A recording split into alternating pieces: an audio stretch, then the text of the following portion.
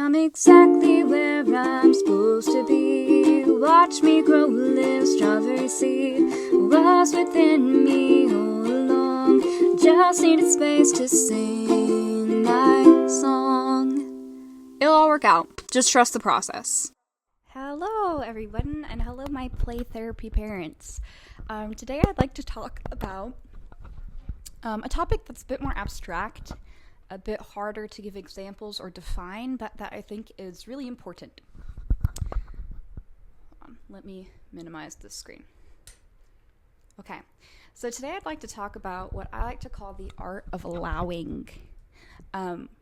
What is this? Okay, so I call the art of allowing our children to have negative emotions. And I'm going to put negative in quotation marks, right? Or to have emotions like anger or frustration or sadness that we might be a bit uncomfortable with as a parent, because our role as a parent, and that we all do, is we protect our kids at all costs, right?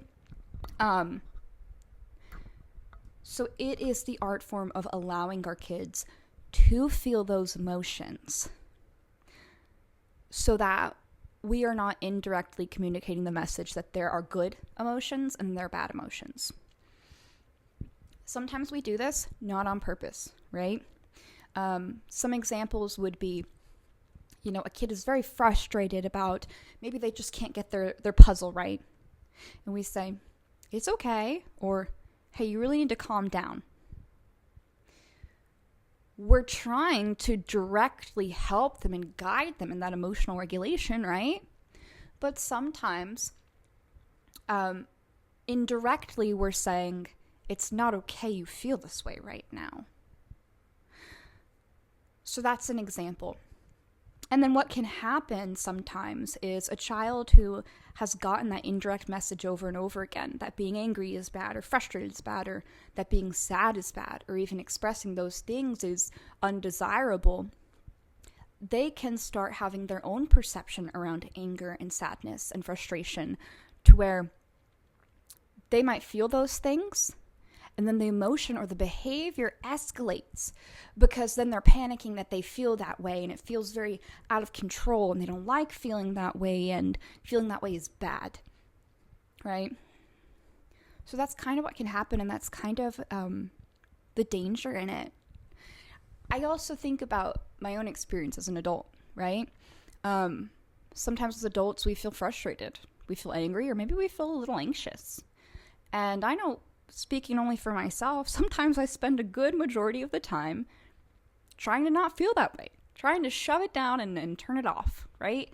But the truth is, sometimes when we try to run away from those emotions, it almost makes the emotion a bigger and scarier monster than it really is, than if we just allowed ourselves to feel it. So let's get into how you can use this approach, this art of allowing approach at home, okay? So one thing I want us to keep in mind is that we, as much as we want to, can't protect our kid from every pain or every heartache or every bad emotion, right? We can't. We would love to. But what we can do is let them know that they're not alone in it. That no matter how they feel or how bad a situation is, we're going to be there. And they don't have to be alone in their feelings. So what does this look like? This looks like if your child's upset or angry or frustrated or a little anxious, maybe labeling the emotion for them. You're angry. You're really frustrated. You're feeling really nervous. You could even go as far to name the body symptoms if you're noticing them. You're really nervous. Your tummy's hurting. You're really angry. Your fists are balled up. Sometimes just a statement as simple as, you're really sad, I'm here with you, or you're not alone. Sometimes that statement is all that's needed. And you're labeling the emotion. You're giving them vocabulary that they might not have to express how they feel when this emotion comes up again, right? Sometimes just our presence can be the art of allowing. Sitting by our kid and comforting them while they cry, right?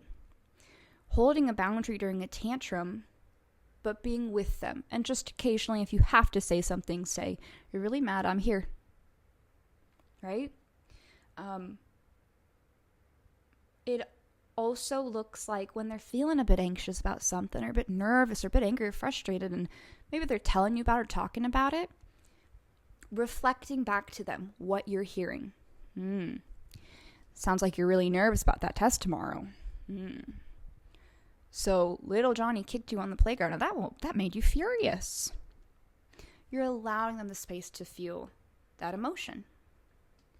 Another way we can make room, or the art of allowing, is by allowing for productive struggle, right?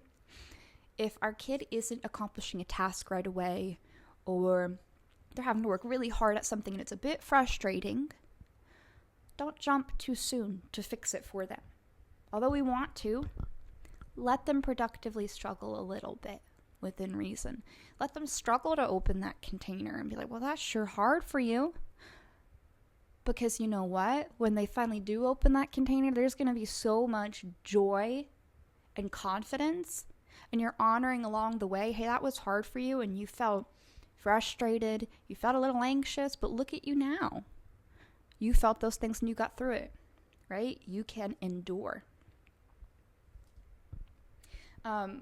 One of the last things we can do is honor the bad emotions. I'm putting bad in parentheses yet again, right?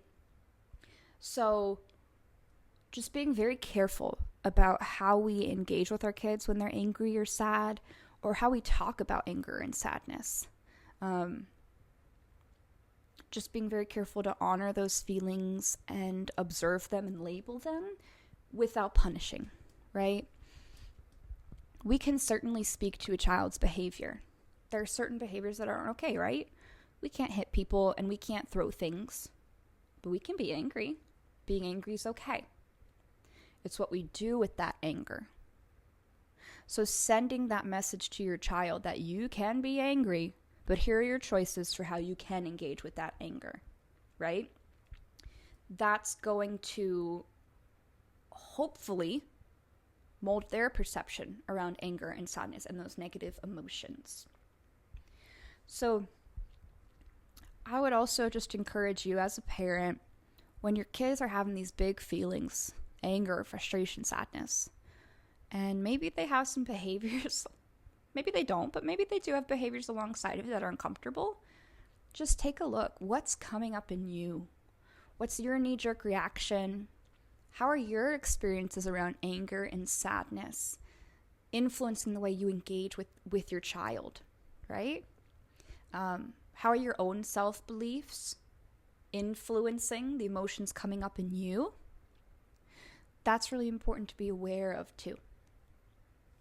So I hope you kind of enjoyed this topic. Again, it's a bit more abstract, hard to give a ton of concrete examples, but at the end of the day, all we're trying to do is make room for mistakes and make room for those hard emotions so that our kids can know how they feel is valid.